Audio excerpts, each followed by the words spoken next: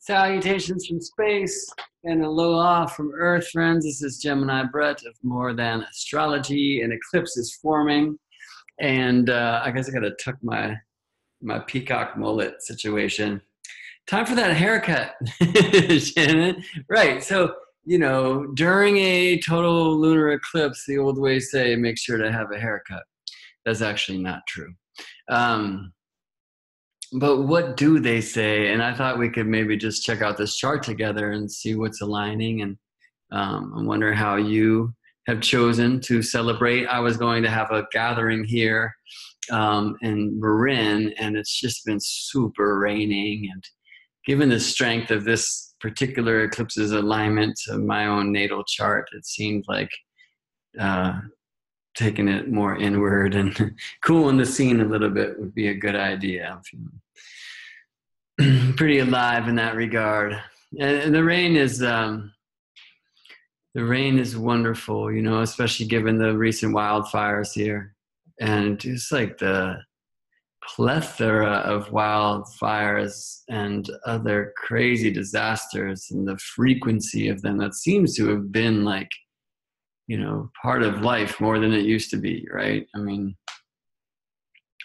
and here in California and the West Coast in general, you know, it's just become this thing. It didn't used to be a thing, and suddenly it is. And that really, you know, I mean, I feel like the first really big one that I was aware of happened right after the total solar eclipse on August 21st, 2017, the so-called Great American Eclipse. And that was an eclipse in the sign of Leo and the last degree of Leo. And the way the eclipses work is they move from the late degrees of a sign to the early degrees of the sign during the time that the lunar nodes hang out on an axis. And the lunar nodes have moved on from, let's look at the chart, and it'd be kind of easier to look at pictures, right? So here's a chart for the eclipse tonight where I am. It's tonight. It's 9:16 p.m.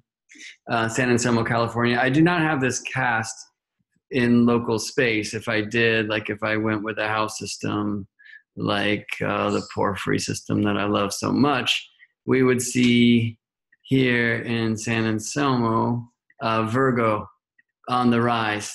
And then I'd be interested very much in this thing that's happening with Mercury, who's right at the south lunar node, and how Mercury's in the fifth, and other considerations. But since you don't live here, I want to take this from more of a global perspective first, and then maybe I'll play with a little bit of that at the end, so I can help tune into my own personal intentions in this local space.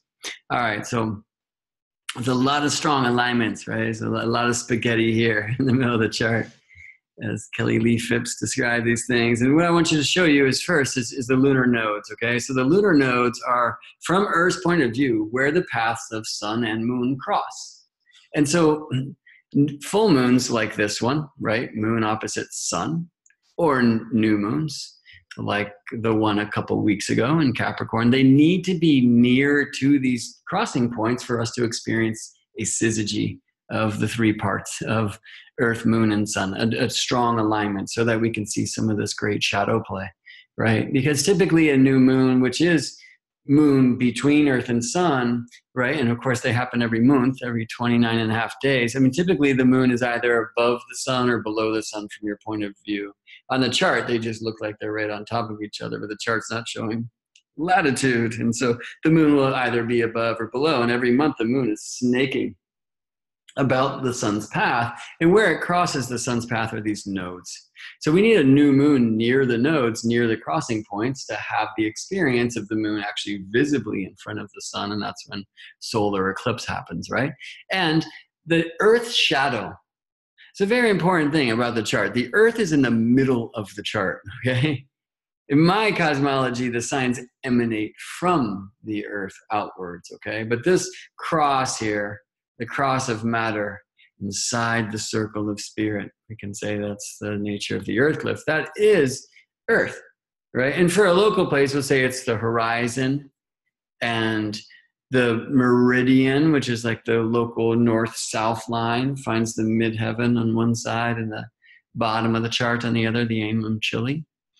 But on a global perspective like this, right, this is called a natural house wheel. And I just set 0 Aries, the Aries equinox point to the left, because that point is due east of the center of Earth. And so if we're considering the whole globe, right, for people who can see the eclipse tonight and not, then we want to work with this 0 Aries point because it's due east of the whole globe at all times. And therefore, it's like the ascendant or the rising sign for all of us, you see. All right. So if we're looking at the whole globe, then there is no horizon, right? We're talking about the whole Earth. This would be like the celestial equator, Earth's equator, or belt. And then this would be the pole, right? So moving through, north is actually down. 0 Cancer is due north of the center of Earth. Our northern axis always leans towards that degree of the tropical zodiac. And south leans this way, okay? So it's basically the cardinal directions. It's not basically, it is the cardinal directions, the medicine wheel, Earth, right? So Earth is here in the center of the chart, and there's this gigantic projector, right? The sun, who today moved into the sign of Aquarius, tropical Aquarius. And so that sun is shining on Earth and then projecting Earth's shadow. And Earth's shadow, though Earth is always in the middle, Earth's shadow is always opposite the sun, right? And so right now, because the full moon, right, sun, Earth, moon on the opposite side of Earth from the sun, because the full moon is aligning close enough to these lunar nodes, the crossing point from Earth's point of view of the moon and sun, moon is now not above, not below, as most full moons are, but rather right in Earth's shadow, moving through Earth's shadow. And in fact, before we get into some of the astrology and some of these very strong alignments that are happening now, I want to show you this. Let's see. Timeanddate.com is one of my favorite eclipse places to play with. You go up here to sun and moon and then eclipses. And then you would set like your local space. Let's see if they have San Anselmo, California. Well, San Francisco is definitely close enough for this consideration. And as the eclipse is visible where you are, and you can look through like history of eclipses at the site. It's great. You can go and they'll show you an animation of what it looks like. All right, with timing below. It's great. So first, moon enters Earth's penumbra, which is kind of like the outer edge of Earth's shadow. You really don't notice that happening. The moon might get a little bit dimmer, but once it gets in the umbra, now we experience this. And the moon's phases go in reverse, you see? As moon is crossing through the shadow of Earth. And then the sunset and sunrise is basically refracted onto the moon's surface, turn the moon red, right? So they're called blood moons. And then here we go. Moon passes through her shadow, and the full moon comes back, light out of shadow. But notice how she does so. I'll go back here, end of the total. And notice how at first we see moon, it's like waxing on her left side. Okay, so who watches the moon that's listening right now? Why is that a trip? What's different about that than the way you usually watch the moon's phases? Because one thing we can say about an eclipse, like a lunar eclipse, is you see every phase that you would experience in a month's time. You see it in this case, like 4 hours, right? So let's dig that together again. Although I will say this, I'm going to pause this in certain places. You don't actually see every phase of the moon. right? It's a really wonderful proof, by the way, that the Earth is round. But this is a phase of the moon, for example, and even better, here, that we never see, right? After the moon waxes to half, then she starts getting getting curvature, but it's I don't know.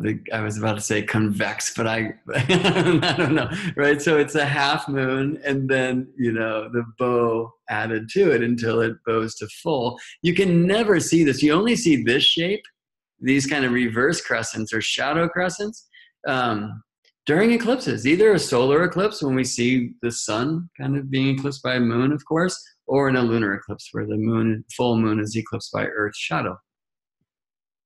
So we would love to say that, these eclipses are acceleration events because you see every phase that you would see in a month just an hour's time. And that's true and beautiful.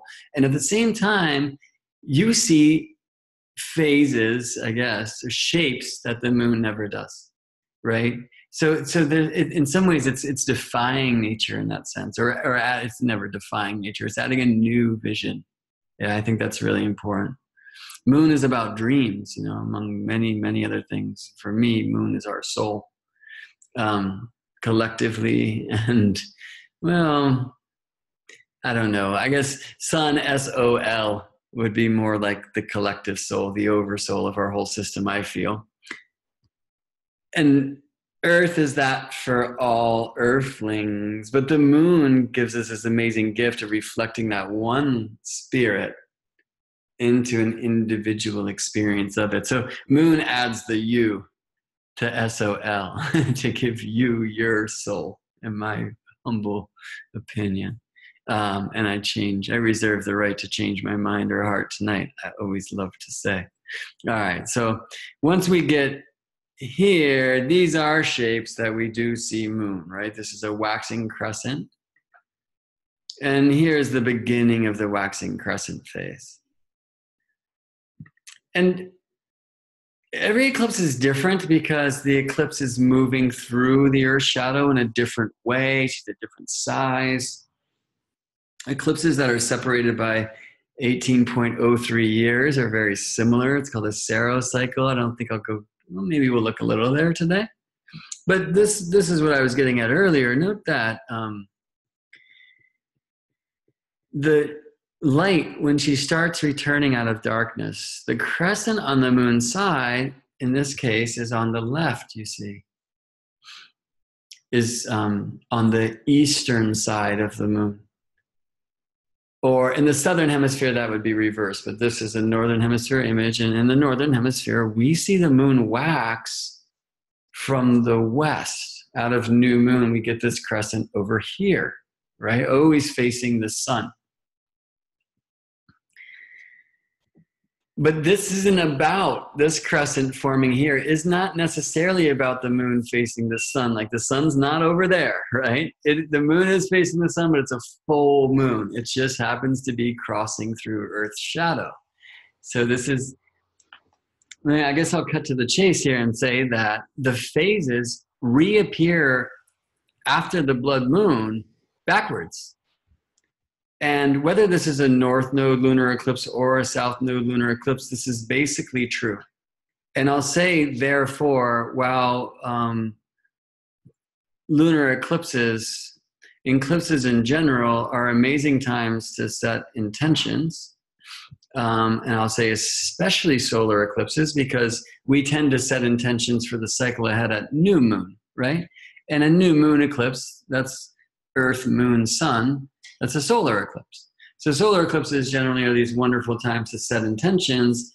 And the full moon tends to be in response to the seeds planted at a new moon, right? Halfway through the cycle, we're really seeing them, as I like to say, flower at the time that they sprout quarter way through the cycle with the waxing half moon, and they flower at the full moon, and then they fruit at the third quarter that holds the seeds to plant in the soil of the next cycle, you see. So I love that this full moon, like the phases are going backwards, because it reminds us that as we are reflecting, and even in a sense allowing the typical way that we reflect, which is best exemplified astronomically by a full moon reflecting sunlight back to Earth, right? Our reflections go into the shadow. And in some ways, just that being said, we're given permission. Maybe something more, a stronger statement than that would be required, but I'll just say we're given permission to relax the ways that we are habituated to reflect, right? I mean, this might be the way I've done it, or this, and we're kind of given it in a few things, right? One, look at the phases go backwards. There is an acceleration, but there's also a time warp acceleration to look back into where we're coming from and see how things have processed, okay? And another one is it just kind of flips the flow a little bit, I feel. So you get an opportunity to do things in a new way. Because sometimes, as seekers, as spiritual beings, we can really get so fixated on our chopped wood carry water that we forget why we're carrying it or where we're bringing it to, in the first place. The Buddha, it said, spent 4 years just starving himself to reach enlightenment until he realized that that was not the path for him. And he chose a different route that worked. We should probably imagine that without those 4 years, the path that worked might not have, right? That there was something about that renunciation time. But we're encouraged to flip our flow. That's, I think, the major thing I will say. And this full moon, this lunar eclipse, this total lunar eclipse, this total supermoon lunar eclipse is in the sign of Leo, which is incredibly artistic and creative and, very importantly, playful, So that's a good place to play. Some movement tonight, some like dance meditation, I think is going to be, I'm going to like loosen up a little right now. Like a really good place to go. It's not a place that I usually go to. I'm usually more kind of insisting even on a quieter realm and a reverent place, and let's talk story, but not take it too far out. In the times of these eclipses, they're very powerful portals, and we want to come in reverently. Out, for me here, this is a Leo eclipse, lunar eclipse, but where I'll be sitting, Virgo will be on the rise, which kind of just says, hey, rise into the sacred. But what is that? What does that mean? How have I been doing it? Has it worked? Is that the only way, right? It sounds like you're creative and artistic and play through that a bit. I think that's very important. It's often said when we teach, the archetypes that we're always doing this, in this kind of zodiacal order of Aries, Taurus, Gemini, Cancer, Leo, Virgo, right? And Libra. And Leo to Virgo, right? I mean, a very typical thing that you'll hear about that is Leo is this master artist, the remembrance. I love to say, like, because Aries, fire, Taurus, earth, Gemini, air, Cancer, water. By the time we get to Leo, we're fully elemental. So Aries has a significant birth into selfness. And then through developing, oh, wow, I'm in a body, Taurus. So, wow, to receive what my body needs to be fed. I need to communicate, Gemini. And Cancer, if I can communicate clearly and receive, then I will be safe and at home and can open my heart, which actually reconnects me to the dream. That would be the 4th house to the 12th house by trine, astrologically speaking, or the Cancer Pisces trine. And in that place of there's a home, I'm safe, I can rest, I can open this heart and express. Well, now the waterways where there's so much magic helps me realize that now that I'm fully elemental, I can do anything I want. I am a creator being. There's this great part in Castaway, the movie with Tom Hanks, right? Which, by the way, just moves sequentially through the archetypes of the zodiac. Check it out. Starts with Sagittarius, and it gets back to Sagittarius, and then it goes again a little bit further. But the point, and there's some retrogradation, by the way. But anyway, the point where Where Leo really comes in, he's like, he makes fire, you know, he's twisting sticks, and I have created fire. This is really powerful, beautiful, like Leo expression. So that creation, that ability to do anything you want, you know, then we get to Virgo, which I just love to express as polishing the stone, right? So hold on a second, cool. You can do anything what you want. What'll it be, right? And how? And how are you going to get good at it before you come up here to Libra and bring it out to relationships with other people and show us your, you know, your beauty in the art in that regard? Like, polish that stone, make it right, make it good. And that's where that chop wood carry water can come in. Obviously, we can take that too far, right? But see, the phases go backwards. So maybe we should move backwards from Leo to Virgo. Backwards from Virgo to Leo, and Leo to Cancer. And we'll see how that's happening when we talk eclipses. And there's another backwards motion, which is very interesting with eclipses, is that the shadow, like during a solar eclipse, right? So the solar eclipse, you have this big projector, the sun, and then you have this little thing, moon, coming between that projector and the screen, Earth, right? So, I mean, like if you're the sun and my face is the Earth, here comes the moon. And it's not going to like shadow all of me, Earth, right? It's going to shadow a little bit. So you have to be standing in that one place, you know, in this one place to see that shadow happening. For the other people, it's just like a typical new moon where the moon is either slightly above or below the sun. And so we don't experience the eclipse. Does that make sense? And the shadow moves from the west to the east. Well, sun rises in the east and sets in the west. Moon rises in the east and sets in the west, right? Saturn, Jupiter, everybody rises in the east and sets in the west. Because Earth, by the way, is spinning west to east. The east rises because Earth is falling in that direction. The west sets because Earth is climbing in that direction. So it's a beautiful image of the marriage of heaven and earth for me. But we don't typically experience astronomical happenings west to east.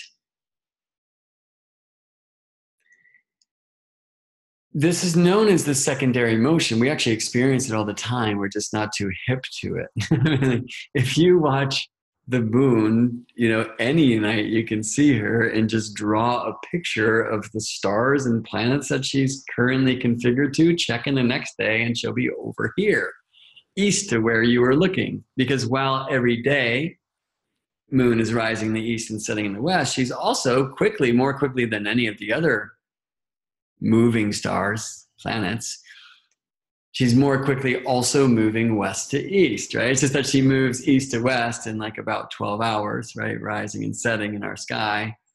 And west to east, she moves about 13 degrees in a day. But you can see it, and it's really cool to start connecting to that truth. And because moon moves faster than sun, and therefore also faster than the shadow of Earth, right? The shadow of Earth is moving through the zodiac because from our point of view, the sun is moving, right? And the sun moves about 1 degree per day and the moon about 13 degrees per day. So the moon's moving much faster, right? So it's, even though the sun's movement is causing the shadow to cruise, like here comes the moon and just whips through it. And that shadow motion, whether it's a solar eclipse, moon eclipsing the sunlight on Earth, or a lunar eclipse, moon being eclipsed by Earth's shadow, it's always a west to east motion, which is like a backwards motion. Just as when we see those phases reappear after the total eclipse, the blood moon bit, it's a backwards action through these phases. So do you see the invitation for us to go backwards a bit and look into some of the seeds that have been planted in our experience? And this is always a good thing to do with a full moon. The full moon is the flowering time of the seed planted at new moon of the same lunation, the same month, right? It's also, in some ways, we could say a time to look back into the new moon that was in the sign that the full moon is now in. That's like a 6-month. People sometimes call this like the lunar or lunation gestation. right? So we had a new moon in Leo in August of 2018, and now there's the full moon in Leo, right? So in some ways, we're reflecting upon that. Maybe even more powerfully speaking, I want to actually, just because I said that, I want to get you the date of that new moon in Leo. Let's make sure before I share this software, no one's charts up. All right, so here's today. I'm going to go back 6 months, and we'll find Sun in Leo, and here's Moon in Capricorn at the time. So we're going to go back a little more. Oops, no, forward more. Oh, right, sorry. And this was a solar eclipse. This was August 11th, 2018. It was of a triple eclipse period, when solar, lunar, solar. Okay, so in some ways, there's some flowering from seeds that were planted on January 5th, 2019, when we had the new moon of this particular cycle, and that was in the sign of Capricorn, and it was a solar eclipse. And we should probably look at that chart too. But we can also look back to August 11th, 2018, and look at the new moon of that time in the sign of Leo, and consider this reflection or this full moon being a culmination of that. We can also look back even further, and that's where we want to go next. Okay, so we're talking about this backwards motion. And a very important thing about the eclipses, which, as I described at the beginning of this flow, need to happen, either a new moon for a solar eclipse or a full moon, moon opposite sun, for a lunar eclipse. They need to happen near the lunar nodes, because the lunar nodes are where, from Earth's point of view, the paths of sun and moon cross. So if you have a new moon, typically, if it's not near the nodes, which happens for typically 5 out of 6 new moons a year are not solar eclipses. We have about 2 solar eclipses a year and about 12 new moons a year. So typically the moon will be above or below the sun, no eclipse for you, right? We have about 12 full moons a year, 12 to 13 full moons a year. And typically only about 2 of them will be lunar eclipses, sometimes 3, right? And that's because the full moon will either be crossing above or below Earth's shadow, right? But when a new moon aligns near the lunar nodes, or a full moon aligns near the lunar nodes, we have either a solar or lunar eclipse respectively, okay? Well, the nodes travel retrograde through the zodiac.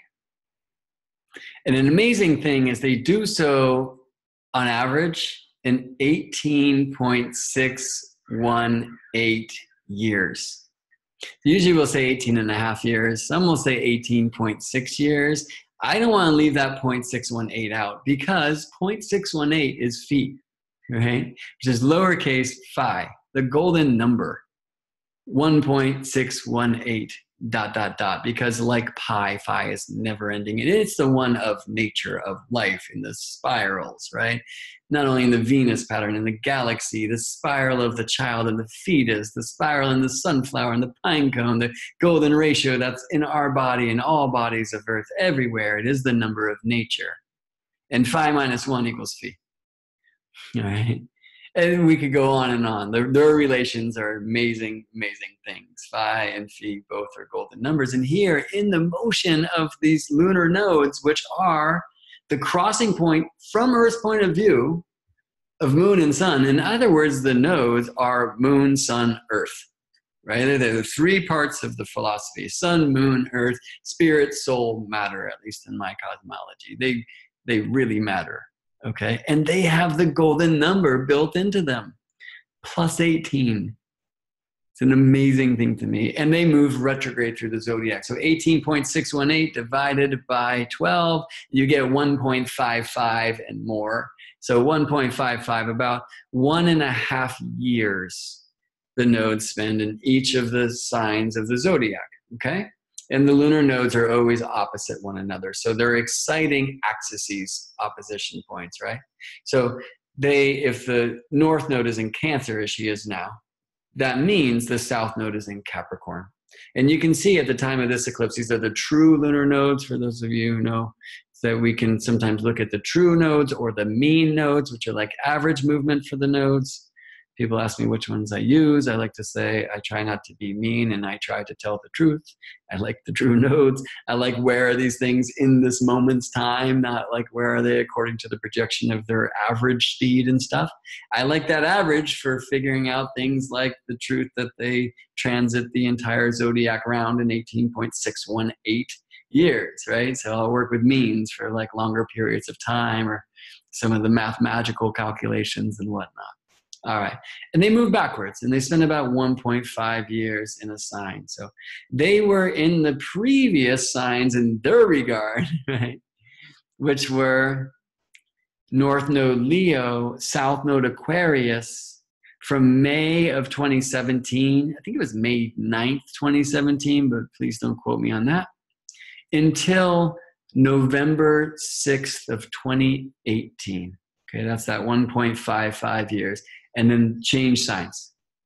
So on November 6, 2018, the same day that Uranus moved back into Aries from Taurus, these lunar nodes change signs. And the amazing thing is they do this in retrograde, right? So if you study enough of the heavenly happenings of astrology, you will see that there are great cycles that retrograde over time. Examples would be like the Venus star, if that's something you've studied, or the Mercury elemental years, or especially the precession of the equinoxes, the great year, the 26,000 about great year, so-called Platonic year, that whose months are the astrological ages, like the age of Pisces and the dawning of the age of Aquarius and that, all right? But those ages, like the age of Aquarius in the numerological system, are 2,160 years long, right? Whereas these nodal periods per sign and per axis, 1.55 years. So in a way, just that motion helps us connect on like a microcosmic time-wise periodicity to the great year, the great motion, you see? And they excite axes because they're always opposite, like a full moon is always opposite for a moment. These nodes are always opposite, sweeping backwards from the high to the low degrees of the signs before they change to the sign that we typically see preceding them, right? So the nodes now, North Node Cancer, that means the South Node's Capricorn, it really helps us focus on the truth that those two are an axis, right? Cancer and Capricorn are two sides of one thing, just like hot and cold are two sides of the one thing we call temperature. All of the 12 signs are actually 6 pairs. And what they are, each of them, each of the pairs, what is the one thing they are the two sides of is an endless and powerful contemplation for any student of the starry science. So the trip with these eclipses, and I feel like I should find maybe a graphic to help me show this. So I'm just digging around here. I just gave an eclipse presentation at the National Council of Geocosmic Research in San Francisco yesterday. So things are pretty close to hand right now. We just have to find them. Let's see. Ooh, syzygy. That's a good slide. But we want to go way up here and play with eclipse limits. Hold on. Somewhere, okay, great. Here are eclipse limits. Great, cool. So for the lunar eclipses, look to the right over here. Got it? So these are the phase angle between the full moon, so you can look at either the sun or the moon, and the lunar node.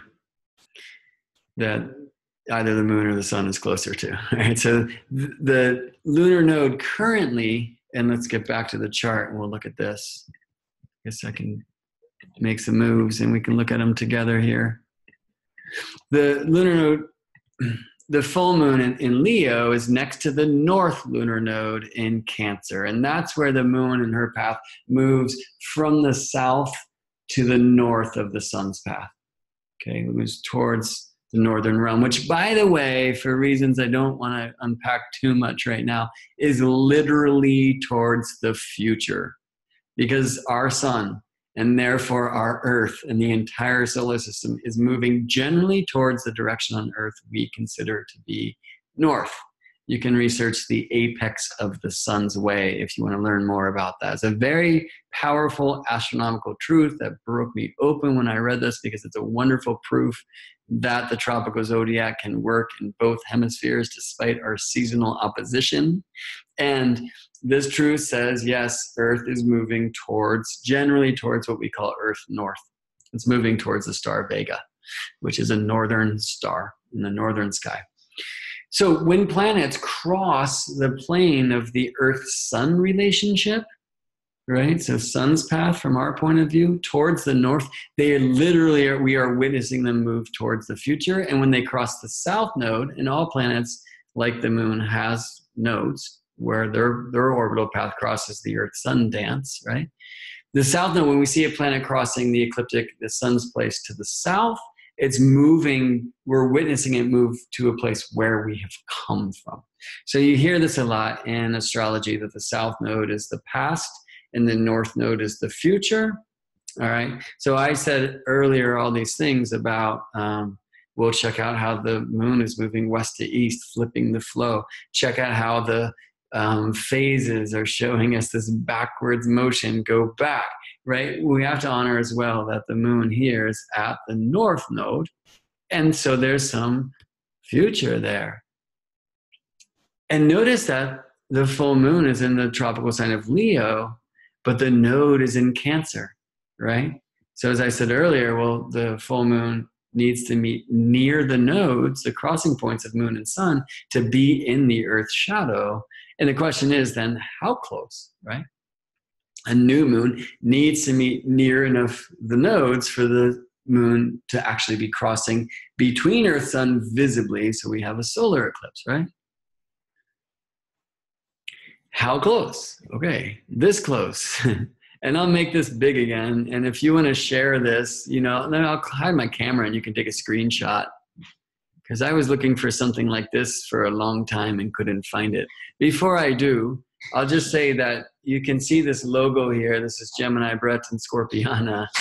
Right, my partner, we create a lot of these illustrations where we're bringing the astrological back into the astronomical. And other illustrations. It's a very gifted artist in that regard, and I'm very grateful for her for helping me create these. So a lot of the visions that I'm seeing can come in, and a lot of, it's very helpful when I'm teaching these themes, right? So before I hide the camera and encourage you to take a screenshot, right? Please, if you use this when you teach or in presentations or whatever, please leave that logo there. It wouldn't be the worst thing if you give some credit. In fact, I will give some credit right now. Where I found these ranges are in Bernadette Brady's great book, Predictive Astrology, The Eagle and the Lark. And then we just laid them out this way that I feel is easy to see. All right. And I guess even before I go there, well, here's an image, geocentric, Earth-centered, of the lunar nodes, right? Sun and moon are on a different path. So moon every month, and it's called the draconic month, from a node back to a node. It's 27 in some days. She will cross north of the sun's path and then find her maximum. It's about 5 degrees in latitude, distance from the sun's path, and then bend back down to cross south again. And then reach that southern maximum, the southern bending, and then cross back up into the north node, right? So from the northern hemisphere point of view, the south node is the descending node, and the north node is the ascending node. But hopefully you can see, if you flip it around, the opposite is true in the southern hemisphere. All right, so let me hide my camera for a moment and take a screenshot if you'd like. Let's see, get the mouse out of there. Right on. Okay, so check out for solar eclipses, the new moon has to be within 18.5 degrees of the either north or south node for some type of possibly partial eclipse to occur. If it's within 15.33 degrees, right, then half a sign, then it's definitely going to be a partial eclipse. If within 11, between 11 and 9 or 10, about 9:55, right? There's 60 minutes in a degree. Then partial, definitely, and maybe a total eclipse. And between about 10 degrees and 0 of the nodes, definitely a total solar eclipse. Notice that the lunar eclipses, the bounds are like more, they're smaller. Right? So a lunar eclipse will only occur if the new moon is within 6 degrees of node, right? Maybe will be partial if between 4 and 6, maybe will be total. In this particular full moon is, where are we at? Sorry, lost in the screen shares. This particular full moon, this Leo lunar eclipse is 4 degrees and 5 minutes, I think.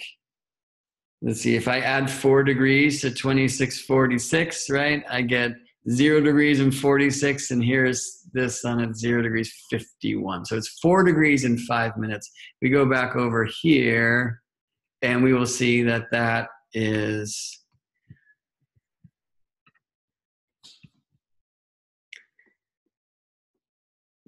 in the maybe partial, maybe total zone. Okay. And we can have a lunar eclipse anywhere, have to have a lunar eclipse if the full moon meets within 9.5 degrees of the nodes. And maybe we'll have a partial lunar eclipse as far away as 12.25 degrees. Okay. So here we have 4 degrees and 5 minutes, right? So on the lower side, like the closer to total side of this either partial or total zone. And this one is a total. Great question. Why? Like, why is that in that range of partial or total? Why is this one total? And I think I'll show that too. So note the importance here, right? I mean, this is the nodes are Cancer, Capricorn, but the full moon is Leo, Aquarius, right? Moon and sun. And just barely. Right? Like sun moved into Aquarius today, and now moon moves in. In fact, this eclipse, right? The eclipse is not a moment in time. There is a perfection. There is a middle place of the eclipse. But this eclipse is actually beginning with the moon in Cancer, and then she'll start getting into the shadow, and then moon herself moves into the sign of Leo during the eclipse, perfects here at 51 minutes Leo, right? About exactly 1 degree Leo, and then keeps cruising and then out of the shadow, right? This is an amazing thing. Like, I don't know, I haven't seen too many eclipses where the moon's actually changing signs in the midst. It's pretty amazing. I think the closest I came was at that total solar eclipse in 2017 that we were calling the Great American Eclipse. I feel like I have that chart up here somewhere. Maybe not. There's been so many charts recently. I definitely have it in that presentation. I don't know that I need to go there. But I mean, remember that we had a total solar eclipse in the sign of Leo, August 21st, 2017. It was definitely a big deal, right? Around here, it was being called the Great American Eclipse. I will show the chart to you. And there, check out where the new moon was, 29 degrees Leo. So the last degree, and now we have this full moon or lunar eclipse in the first degree of Leo, right? So in a sense, like this began this whole period, but also not, because over here, I think I just found, this is August 18th, 2016, okay? And you can see this is a full moon, moon opposite sun. in the late degrees of Aquarius. All right, so this, if I go back from there, notice here that the nodes, and this eclipse is pretty dang far from the nodes. I'm actually even wondering why this software is saying an eclipse there. I guess this would be what's called a penumbral eclipse, because I'm just seeing that the full moon is like almost 17 degrees from the node. And if we get back into those eclipse limits, right around, where are we? Sorry, there's a lot of slides in this presentation, as you can tell. Within 12 degrees, 15 minutes. So yeah, this would definitely be a penumbral lunar eclipse. And I want to show you a wonderful place online to play. It's called moonblink.info. All right. And when you get there, right, it's like the moon blinking like a lunar eclipse, right? Hermit eclipse, and then go down here to eclipse search. You can also type moonblink.info/eclipse/search and get here. And you can type in any year, and I'm going to check out 2016. 2016, because I want to see if this date that the Intrepid software is talking about, the August 18th, 2016, very partial lunar eclipse in Aquarius. I want to see if these cats agree. And no, they're saying no. They're saying this is a solar eclipse for sure. Look how close that Virgo new moon was to the node in September 1st, 2016. And that this is a lunar eclipse. And here we see the moon less than 16 degrees from the node. About 12 degrees, less than 12 degrees. So that is within our eclipse limits, right? So this other guy, I mean, even the penumbral lunar eclipses show up here, like this is one, September 16th, 2016. So I'm kind of surprised to see that Intrepid is saying Aquarius for that other bit, because basically, as I was speaking earlier, I was trying to zoom through and see when the first eclipse in modern times, recent times, better word, Leo Aquarius was. And I think now this was at February 10th, 2017. So let's look at that eclipse. And it was a penumbral, so it's a very slight lunar eclipse. I mean, basically you just see the full moon happening. I feel like maybe I did see this one and it just seemed like a full moon to me.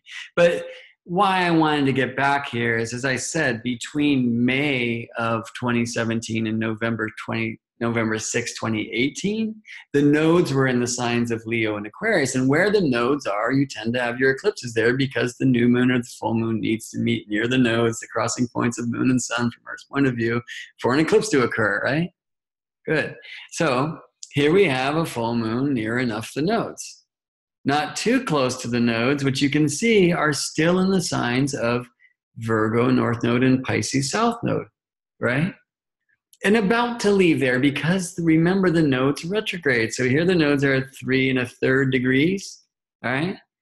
So that's about 1/10 left of their travel backwards as they do retrograde through Virgo Pisces, right? In 1/10 of a year and a half. Well, you do the math.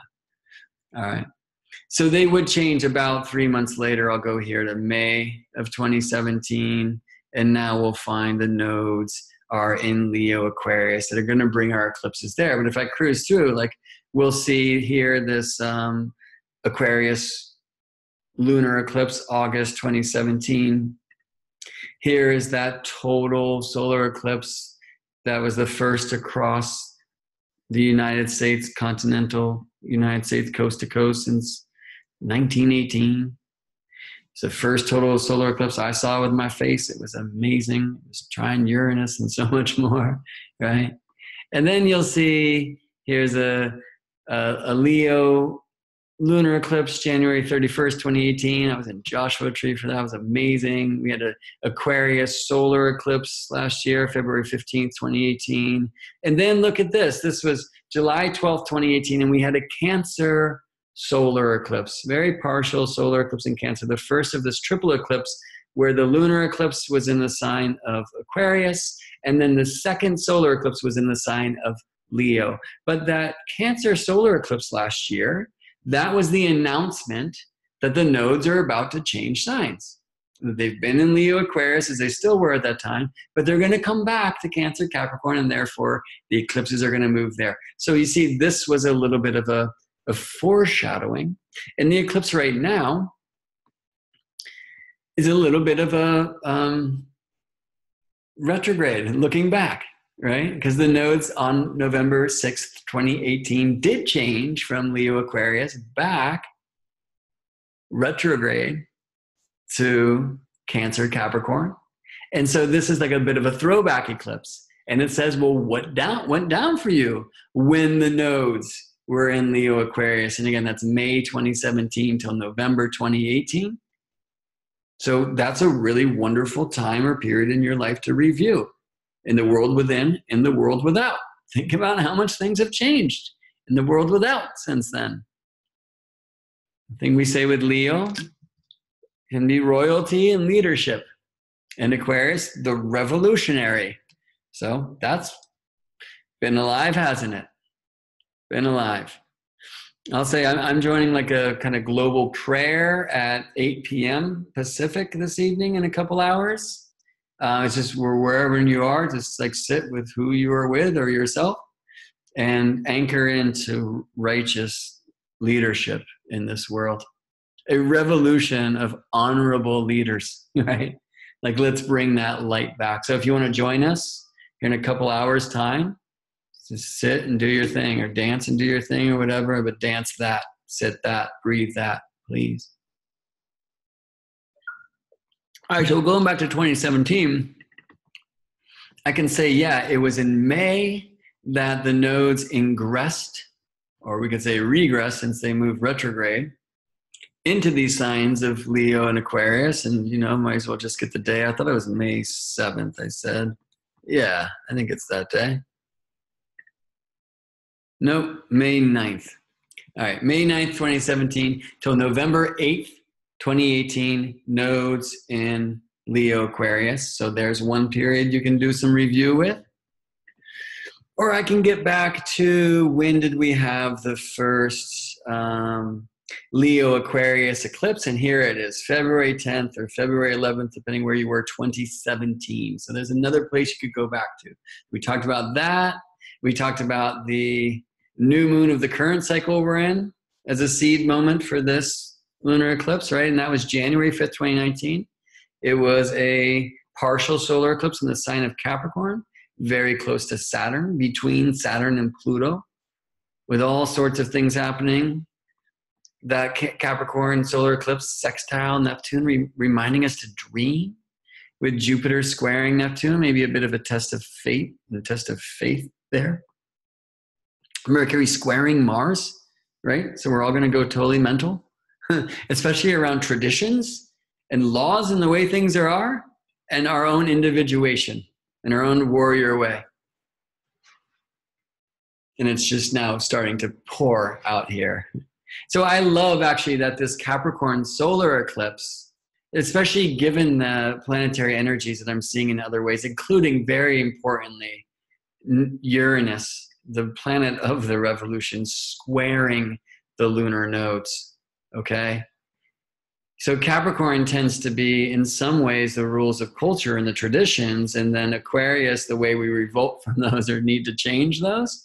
Leo, on the opposite side, can be royalty and leadership in a different way. I like to say Capricorn is leaders when we need them, and Leo when we don't, but somebody just radiate late. You know, we want it's popular, we're going to follow that energy. But Aquarius has differences with both of those signs. I mean, it's opposite Leo, and that's what's called in conjunct Capricorn, and it's like it's a revolution about that. We need revolution about away from some of the false traditions and back towards an archaic revival, back towards the true traditions of Earth, the voice of Gaia. Yeah, so that's part of this. And I just love that this Capricorn new moon is answered in a sense with a Leo full moon reflecting Aquarius light, right? So the sun has moved into the sign of the revolution, and the reflections of that, though planted in Capricorn, that's where the seed was, in Leo, right? And so this is why the prayer tonight that all be joining us is for this radiant leadership. So again, a revolution. We see Uranus squaring the nodes and much more. This is kind of a San Francisco chart where Virgo will be rising. I can't do this on that particular astrological software, Intrepid, which is amazing, but I can't set it to a natural chart wheel, which I prefer to do because we're speaking about all of us, right? Okay, but I can jump around time in here very quickly, as you've seen. And I wanted to say again, right? So there are these different kind of start points that I feel like different fractals that we should look to. We should look to that February 10th, 2017, the first recent Leo Aquarius eclipse. We should look to May 9th, 2017 through November 6th, 2018, the passage of the lunar nodes through the tropical signs of Leo and Aquarius. We should look back to just the new moon of this cycle, which was the Capricorn solar eclipse on January 5th, 2019. What seeds did you plant then? And these are leadership seeds in both respects. And we can look back to August of 2018, August 11th, 2018, which was also the last solar eclipse in the Leo Aquarius axis for, I think, 2026. And it was the third of this triple eclipse season. I could go on and on and on, right? But I think we should spend the rest of our time in the chart. I'll just like point out this yod here. Neptune and Pluto pointing to that Leo new moon, which on this more like people call again the lunation gestation, a different kind of fractal time, because that was the Leo new moon. And now here's the Leo full moon today, this total lunar eclipse. Well, there's some echoing or answering of the seeds that were planted back in August of 2018. All right.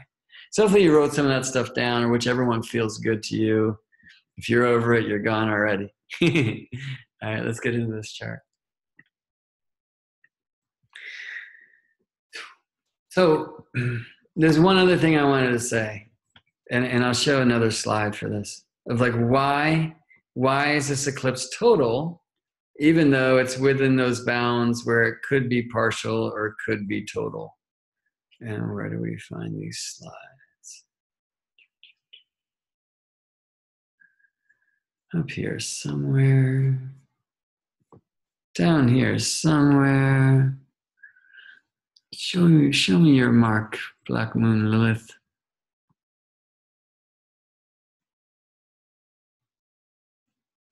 Huh. No, that's all eclipse family stuff. Oh, great, here. Cool. So here, just moon and sun, full moon, moon opposite sun, close enough to the nodes to be an eclipse, but here in these bounds, okay, that says maybe partial, maybe total. And the reason why total is this. That's Black Moon Lilith. Let me say, yes, that's the reason why, or at least on the chart, how we can tell that the moon in a total lunar or a full moon close enough to the nodes to be an eclipse, but in the zone where either partial or total, I can tell that this is total because she's opposite Lilith. Because what Lilith is the dark foci of the moon-earth dance. All orbits are not circular with one center of gravitation. They are elliptical with two centers, two foci. For the moon-earth relationship, the moon is 3/11 the size of Earth. And I don't know what the mass ratio is, but the moon's smaller, right?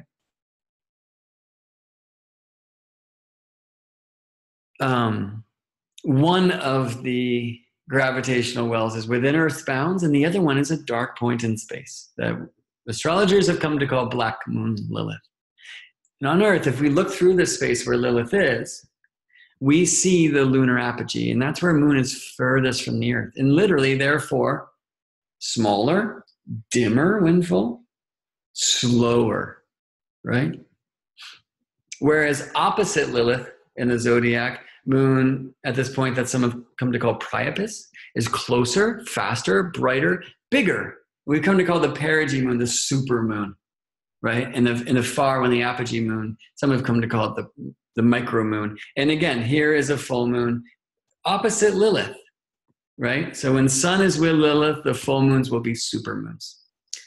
When sun is opposite Lilith, the full moons will be micromoons and the new moons will be supermoons. All right. Hopefully that makes some sense, right? This image should help that land. So, really I should bring Lilith onto this chart wheel. Oh, I did. Right, she was already there. She's by sun, and moon is opposite Lilith. So moon, therefore, is close to her perigee, close to Earth, and therefore larger, right? So for a solar eclipse, when moon is moving between Earth and sun, if the moon is larger, right, apparently bigger than the sun, even to our point of view, it's more likely to have an eclipse. Does that make sense? You have a bigger thing to block out the light. It might seem less likely that for a lunar eclipse, when the moon is moving through the shadow of Earth, and look for a picture of that, it might seem less likely for us to have a lunar eclipse. I'll just use this slide. This is good. When it's moon moving through the shadow of the Earth, because the moon's big, then the Earth is less likely to shadow the moon, right? But no, the moon's not bigger. She just seems to be bigger because she's closer. And if she's closer to the larger bit of Earth's shadow. Got it? Not drawn to scale. This is an image showing why blood moons are red. It's the opposite reason, by the way, of why your sky is blue, which is a fun, different way to play with opposites. All right. So back to this chart. Big moon, super moon. We have a couple of them a year.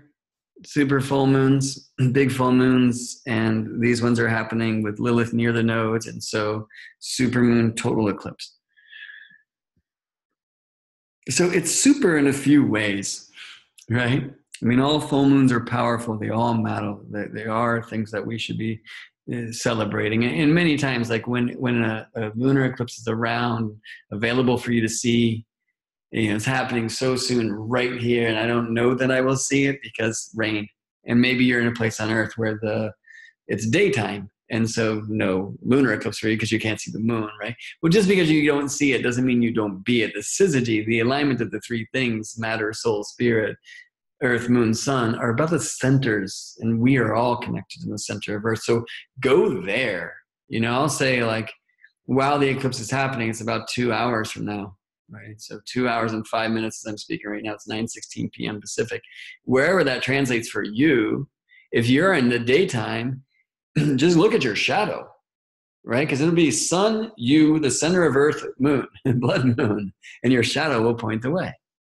All right, so again, you can do shadow play whether you're in the eclipse path or not. And this eclipse path is a better term for solar eclipse, as I was saying earlier. For the lunar eclipse, if it's nighttime and weather allows, then you will see it. And this is a really beautiful thing about lunar eclipses. Speaking of a Cancer north node, right? And a Capricorn south node, very tribal, cultural, traditional, right? Family Cancer. Well, we are all one big family, right? We're one. If we could get it together, we are one gigantic global village, right? And so it's a beautiful thing with a lunar eclipse because we'll see pictures from all over the world. We're not going to see any from Northern California. All right. Hold on one second. I'll be right.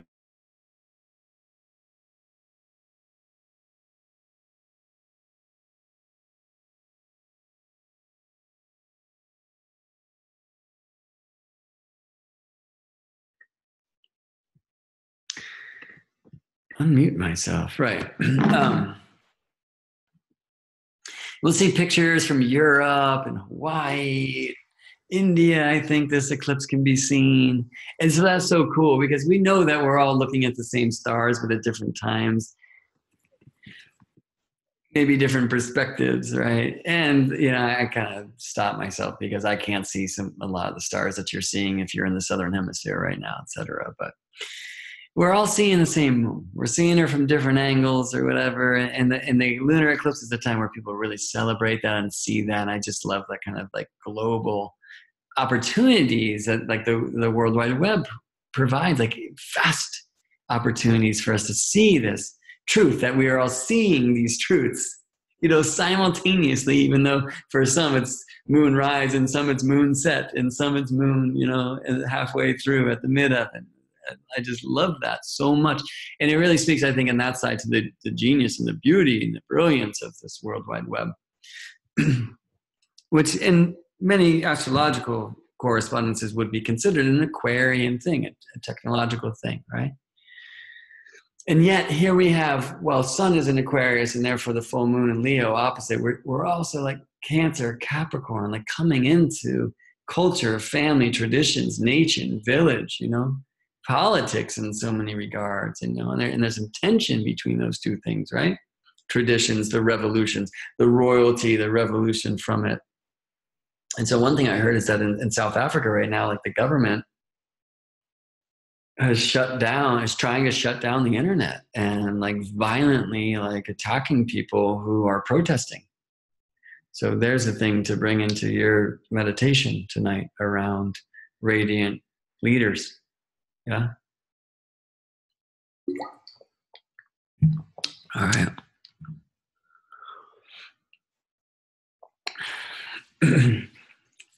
So let's say, hey, it's a Leo moon, party moon, right? And I do love to bring like typically an optimistic perspective astrologically.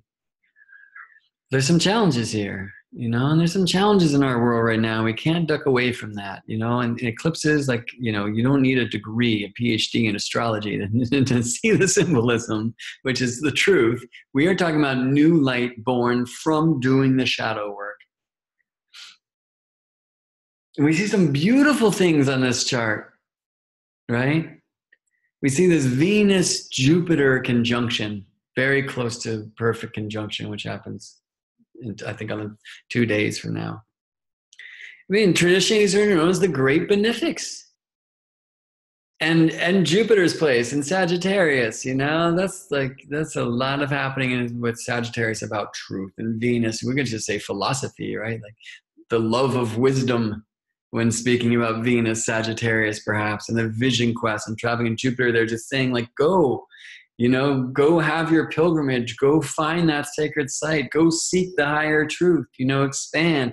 Capricorn, on the other hand, with Saturn there, especially in strength, is saying like, be grounded, root, don't go off into the woo, don't get lost. Like, it's real, look at what's going on. And there is Saturn, Capricorn, Pluto, Capricorn, and restructuring Saturn, evolving Pluto for a long time of the ways of Capricorn, of tradition, tribe, and culture. Yeah? So it's heavy. And you can see that at this time, Mars is very strongly square, okay? Within minutes, Mars is square Saturn. And there's a lot of, you know, so as they said traditionally, it's not necessarily my personal take on astrology, although I study the craft, and I've seen why this speaks. Traditionally, Venus and Jupiter are known as the benefics, and Mars and Saturn as the malefics. And while the benefics are gathering, huddled together in Sagittarius, we have this Aries, Capricorn, very cardinal and very strong, because traditionally Mars rules Aries, Saturn rules Capricorn, so we have this square in their strength. Modern times, Neptune rules Pisces. Traditionally, that was Jupiter. But you can see as well this Venus-Jupiter square Neptune. We saw Jupiter square Neptune was alive in the Capricorn solar eclipse of January 5th, 2019, and is very strong here. And Venus is really bringing it in, right? Look at Venus, 3 minutes from the square to Neptune. So we're talking about seeking and we're talking about faith, but why are these square? You know, and so the religiosity, the belief systems, the pursuit of truth, the ability to abandon reality to just go into the super woo. Like a lot of that's alive here. And then the revolutions and the things that will come crashing down to earth and in our consciousness and in our minds, if we don't also keep our feet on the earth, are very strong in these charts, you know, in this chart. Uranus square the nodes, we're talking revolution, but I love Chiron sextile, south node, trine, north node. And just as strongly so, because you can see that Chiron and Uranus are in the same degrees, you see. Pallas Athena, so warrior wisdom goddess, squaring the nodes opposite Uranus. I mean, you know, there is revolution against tradition, against false culture, against poor family values and issues and abuses, and you know, and we see deep Chiron in this wedge with the nodes. We see Chiron offering wisdom, healing. So the Venus Jupiter, like there's this love of philosophy and asking for the higher truth and seeking, and the Capricorn beings in the tension of Mars squaring them, especially Saturn, will say, if you don't stay grounded in that, like this quest for a higher fire is just going to rage out of control. And I mean, we'll see, you know, this idea that more lunatics come out during full moons, we're going to see that around this time. And you've probably been seeing that around this time more than others because of the strong alignments of these planets, including, I think, Jupiter's, and now with Venus squaring Neptune. That's a very strong essence and opening sometimes to disillusion and losing ourselves or finding ourselves. Because if we're so like solidified in culture, tradition, just can't change, well, you know, if that's how you want to roll, first of all, you're not listening to this, but if that's how you want to roll, this is not the eclipse for you. There is serious revolution, there is serious restructuring going down, and there's some firepower for that to happen. But if you're so quick to point fingers, you know, get on the street and jump to the revolution to avoid the one that needs to happen within, you know, you're going to just have the rug pulled from right under your feet. Those are the challenges here. What is the beauty? Look at this mystic rectangle. Courtesy, kind of loose orbs here, but courtesy the nodes, Ceres in Scorpio, and Juno in Taurus. And I really love that because there's like a love of earth, a love of beauty, and the wisdom through the rebirth for the crops itself and the goddess, you know. And so just look at, you know, how our attention to the quality of the foods and our awareness of the GMOs and the pesticides and the things have come in to help restructure this world. We want more of that. We're afraid that it's not happening fast enough, etc. But it is totally happening. And that is also a reflection of how we are restructuring our own souls. And what we eat is not just our food, you know, what you choose to tune into, what comes, you know, through all of the senses. I heard this said recently. I love it said that way, right? Like what enters your ears, your eyes, your mouth, your nose, right? Your pores. Like this is all diet. And it's really alive here, and there's transformation and power and mysticism. I love these rectangles, sextiles, trines, oppositions, and to the nodes and to Mercury. You see Mercury right on the scene of the south node. And so we're more alive in our ability to get back into where we're coming from. And Mercury applying to this very strong square with Uranus. So the nodes in Uranus have been perfectly square. They're separating from that, but Mercury brings it back together. Again, look back. Remember, how have you been changing? How devoted are you to that? And Summit, Athena, and Libra very strongly aligned with Uranus, with Mercury, with the nodes, and Grand Cardinal Cross, or Grand Cardinal Square. It is about reality. Aries, it's about selfness. Cancer, it's about family. Libra, it's about partnerships and relationships of all kinds. And we're all related. And Capricorn, you know, culture, tradition, etc. Like that is real world shit. And there's tension here. And again, if we try to run away from it, the square of the Venus, Jupiter with Neptune, it's like, man, like literally just like floating away in the flood of our own disillusion. But the genius and the gift is if you are allowing yourself to release your grip on how you think the world is, which it always perpetuate how it will be, you know? If we are willing to enter the power of the dream and the beauty vision, you know, in the spiritual domains, this is a time where we can bring light back from the shadow. And what I would encourage more than anything, because no revolution, Aquarius, can happen without the reflection of radiance, Leo, but perhaps first, the revelation, Sagittarius, seeking. And a beautiful thing here, you can see the energy of the spark, Aries, and you can see the roaring flames, Leo. Well, tomorrow, when the moon is a day from here, she'll be 13 degrees ahead, and she will complete the grand fire trine, where these roaring Leo flames will bring the Aries spark to help bring hot and bright and beautiful smoke, Sagittarius. It travels far and wide. It rises to the heavens, you know. So, I mean, I can't like try to sweeten this thing. This eclipse chart is very high powered. And you know, I knew that I should share here. I was going to have this gathering, as I said earlier, and just like the weather and my own energy. And I'll say that my natal sun is at 0 degrees and 56 minutes Scorpio. So the full moon is like perfectly square my own sun. And I felt that tension to my energy in many ways. But my energy is alive here again. And a lot of that is because I have this great opportunity to share with you. And I very much appreciate that. Thank you. Because you're sharing with me. Even if you're watching this in the future, you know, we're spending some time together here. So I appreciate that. I meant to just start in this way, but I'm always just like, you know what, I need to like share the astronomical happenings, because my practice is tune into like the happening in nature, and that's the astronomy, to receive the revelations of how this one will unfold energetically and through the correspondences that we typically call astrology, though really astrology is both of these things, and I like to honor that.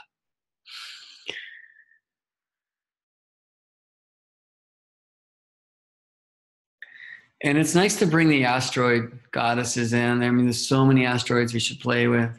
But, you know, and I spoke about how this mystic rectangle is happening with Ceres and Juno, the nodes.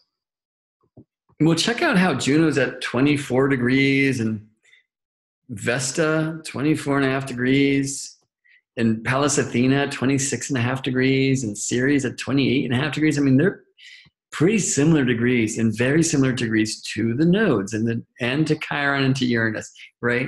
So the nodes are like always living like eclipse potentials. They are these lines, these syzygies of Earth, Moon, Sun at all times, right? You know, the three parts of the philosophy: matter, soul, spirit, like aligned, always configured, right? And so when all of these energies, Uranus, Mercury, come in to align to the nodes, especially at eclipse times, Chiron, Vesta, Juno, Athena, Pallas Athena, Ceres. It's like amazing, in all sorts of different alignments, right? Vesta is the one who is kind of like hiding out. She's in sign Aquarius, which traditionally is said not to be visible to either Cancer or Capricorn, but the connection to Capricorn with Aquarius traditionally is through Saturn, and with Saturn in Capricorn, this kind of helps, opens up a window to like superpower through finding, I think, psychic awareness in blindness. And because we can see so much greater with our eyes closed if we truly go into our own shadow and bring new light out. That's eclipse stuff, yeah?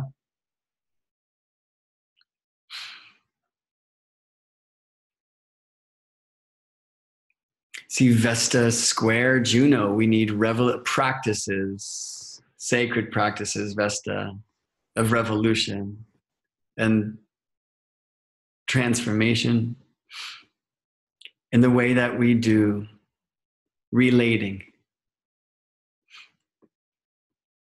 Juno. And that transformation is going to come through the seeds of new wisdom, Pallas Athena, of relationships, Libra. Vesta, also square to Ceres. And there's a little bit of mother-daughter stuff here. But I'm going to apply that for we men too. And I'm not going to say like, maybe I could say mother-daughter, mother-child, parent-child. But it's more than that. When we look at the rest of this chart, this is about sovereignty. That's always a wonderful Leo word. I'm looking at Vesta, who speaks so much to the energetic of the great Virgo nature, where we see an empty house here. Virgo is rising as I'm speaking right now, and during Vesta's eclipse perfects in California. But I will say that we can see all of the Capricorn energy in Juno and Taurus. There's this trine there, and Vesta, who sends or doesn't send a quincunx ray to that sign, she's kind of like speaking for that nature and reminding us that, hey, okay, no Gemini, it's Mercury, right? No Virgo, that's Mercury. But the nodes had to move all the way. They had to come from Virgo to move through Leo as they have. And again, this moon is kind of a throwback there. And we saw as well, February 10th, 2017, how the first Leo Aquarius eclipse in recent time featured North Node in Virgo. And just Vesta in Aquarius, where Lilith is, where the sun is for this total lunar eclipse, it just speaks to the need for some practice for our revolutions. So I love to say this, and I think maybe I'll end here. If we consider like Northern Hemisphere cosmology or seasonal energies like Capricorn, longest night, but Aquarius had to be the coldest time. I just love to say it's like, you've been sitting in the survival cave for a month and rationing the food and laying down the law if people got out of hand or whatever. But Aquarius comes around, it's even colder. He's nowhere to go. And maybe, you were flirting with that amazing person over there, but they've gone for someone else. And that's not going to happen. That interest isn't going to sustain you. You're sick of playing checkers with these people and whatever with those, And there's only one thing to do to get out of there is to go in. And the Oracle said this, right? For all these fixed signs, which for me, they are fix yourself to fix the world. They are signs of like personal empowerment through our own self-work, self-transformation. And Aquarius doesn't in the way of the air, the way of mind, thought. So when we go in to go out, we're answering the order of the Oracle, which said, know thyself. If you wish to know the mind of the all, know thyself first. And in these times of tension, in these times of, it's terrible out here, and we all just want to join the revolution and change this thing and impeach things, I'm not saying we shouldn't. We need to pay attention to that. We also need, however, to find the true revelation and the vision before we change that. So when we go within, we can find in that energy of self that we climb levels and then connect to the higher vision. There's a lot of vision agents that will help here. And we can now bring back that vision into the so-called normal world to bring true change and a beautiful revolution. The one that won't be broadcasted because we want to watch it. It's not just bloodshed and anger. It's love, And love is another wonderful word for the Leo mysteries. And love of self, which is only found through when we honor ourselves for the true change we've done. So I've asked you to look back in all these different periods. Well, put your hand on your heart and see where you have come since those times. And if you felt you were just slipping, well, here's a time to go into the shadow of why and bring new light, bring new visions to make that dynamic revolutionary change here, which brings such great change out there. And that doesn't mean we shouldn't be activists, in the outer world too, but be activists here and be activists through our practice. And so I'm really glad personally, to experience the alignments of the asteroid goddesses in this chart. I hadn't really honored them too much in my previous looks at this full moon, this lunar eclipse, this total lunar eclipse, this supermoon total lunar eclipse. Because especially Vesta and Aquarius is really speaking to me right now to have a practice around expansion. So if that speaks to you, I'd love to hear how. Can leave a comment here or whatever. But most importantly, I will see you in the light, in the shadow of this eclipse. And I appreciate you for choosing to be you and to continually grow and change. This is the revolution. See you in space.